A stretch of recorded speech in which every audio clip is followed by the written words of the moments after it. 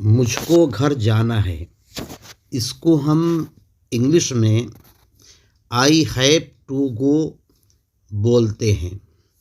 यहाँ वर्ब में टू लगाकर वर्ब को नाउन बनाया जाता है क्योंकि जाना इस्म है और हेल्पिंग वर्ब सब्जेक्ट के मुताबिक हैव या हैज लगाते हैं।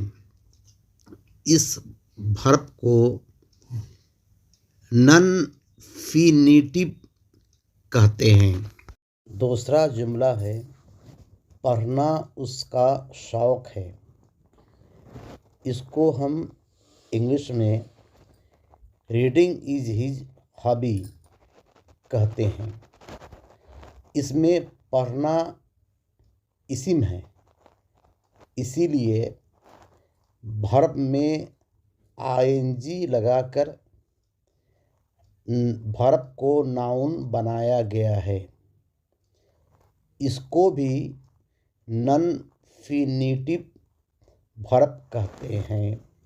अगर मेरी बात आपको अच्छी लगी हो तो बराए मेहरबानी इस चैनल को सब्सक्राइब व लाइक कर दें और कमेंट करें।